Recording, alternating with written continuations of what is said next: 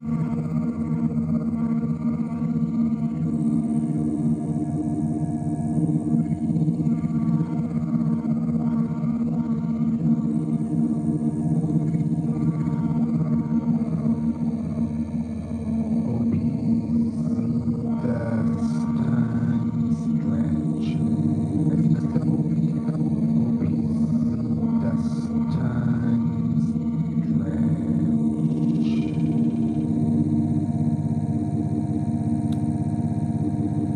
welcome to this short tutorial about the new features in the new firmware version of the OPC, the 1.2.10.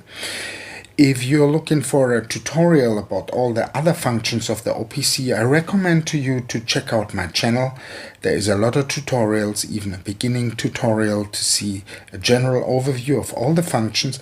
But right now I just talk about the new functions on the 1.2.10.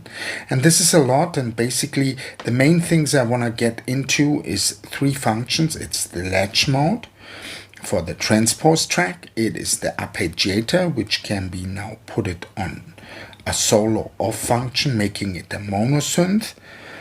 And then finally the LFOs, which have a lot of opportunities today to modulate in various wave shapes on each track separately and even on the effect tracks. And most importantly, it also accepts now the gyro control. Some of you who might have seen the commercials for the OPC a long time before it came out, it was always written that there is a gyro control, and most of you guys know that, of course, when you put it in this direction, then automatically the microphone switches on.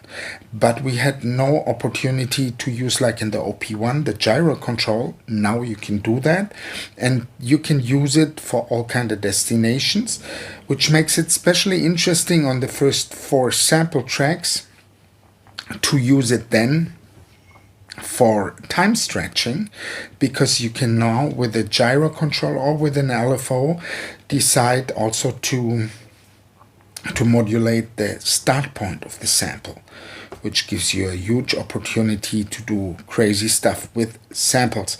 But first of all, I just show you generally what it does, also with the Latch Mode.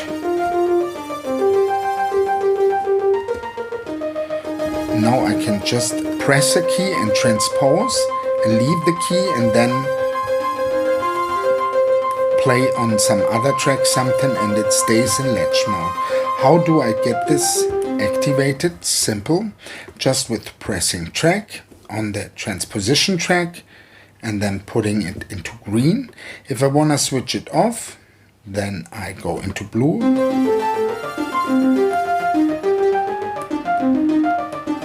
And then it's the normal version. In green I have, and when I go into blue, it's again the normal version.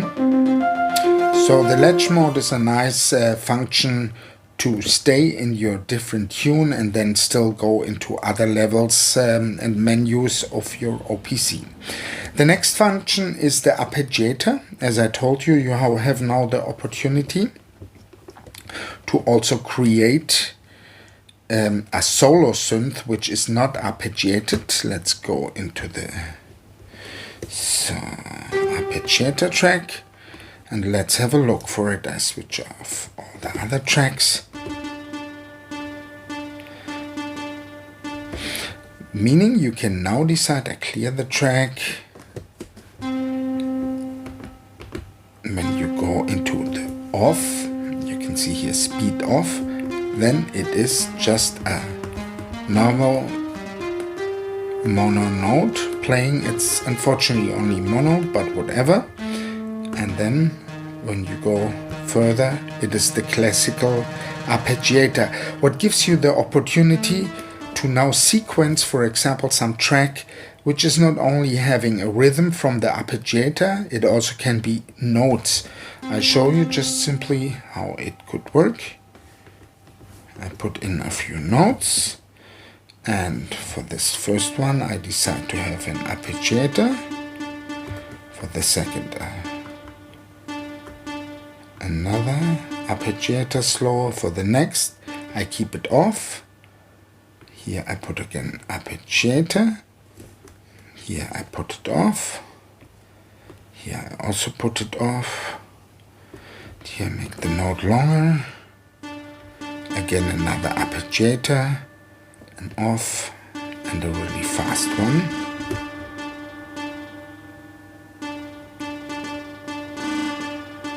Which gives you a lot of nice new opportunities to use the Arpeggiator track also like a solo synth track. The most important function is, in my opinion, the LFO. And the LFO got something what you might know from the early days before the OPC was even released. Everybody heard about in the announcements about the Gyro Control. And the Gyro Control is a control which moves into the angle how you move your device. Something what you might know from the OP1, and it's a nice and neat function. In the OPC so far you only had it while switching it in the microphone mode, but nothing else. Now you have it as a shape in your LFO. The LFO is completely redesigned and gives you a lot of new opportunities. And I show it for you. Let's have this keyboard sound. For example, now it's modulated by the gyro, but of course you also have classical LFOs, and you have many of them, a lot of shapes, also new shapes, from classical sinus wave, triangle, square, saw, to random, what is also a nice function.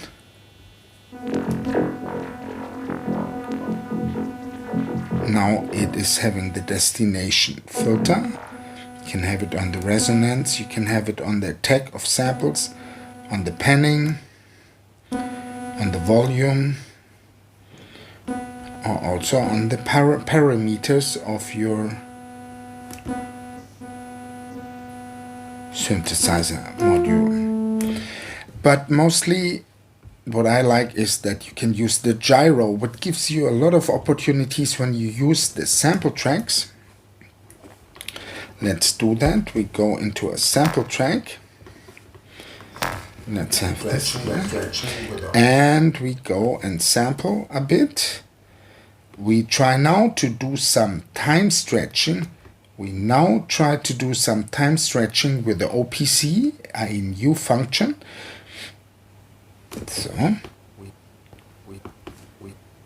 So now first of all, let's have the whole sample on one key. We also put up the gain. We now try to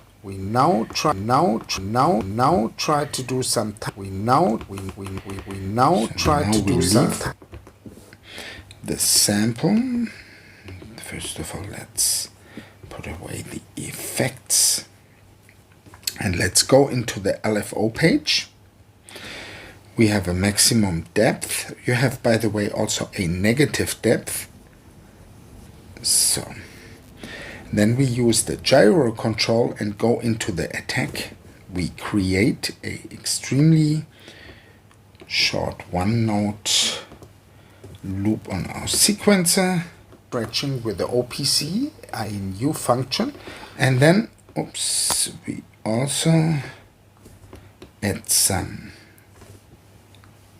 step component and re-trigger it extremely fast. So now we switch just try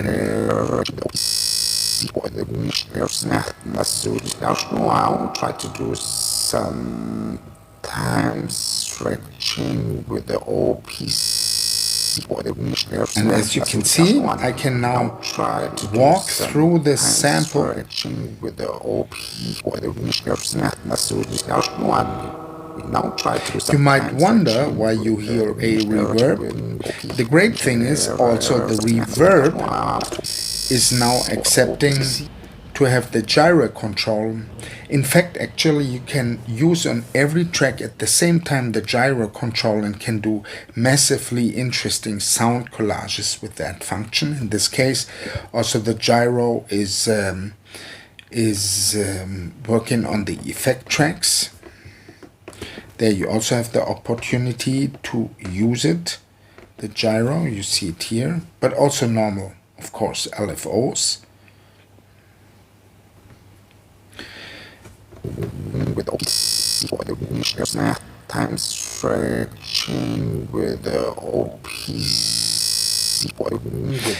And when you use, for example, the first 4 sample tracks, you even have the opportunity to see it like 4 seeds and do some kind of granular synthesis. So basically you have a lot of new functionality with this OPC firmware update. There is a lot of other things happening under the hood, but basically it just gives you much more stability.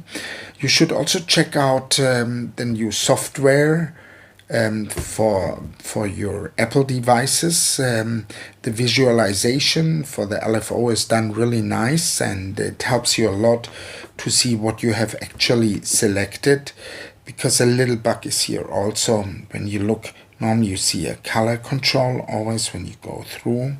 So sinus wave, triangle, square, and so on, and color coded.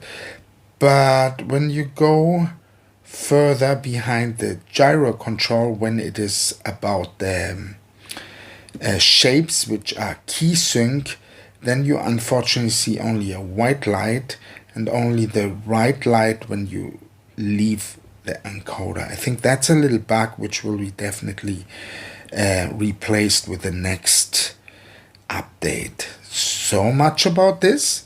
I can really recommend you downloading this, since the OPC is a full sampler. What happened with the last firmware update, you have now so many beautiful opportunities to use it also as a live instrument, because with movement you can now change your sound, and you can do that separately for each of the tracks.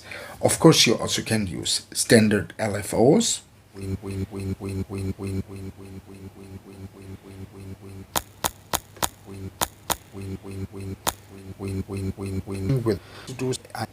I tried now sometimes when you've time for now with do spreadsheet try to do some tried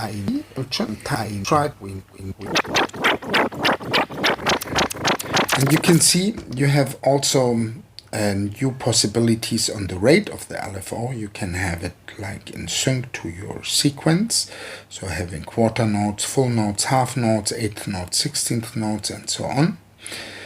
And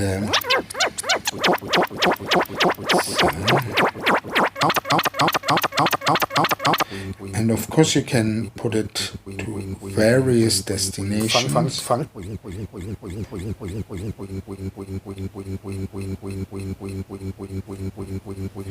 So much about the new firmware update. I hope you enjoyed it.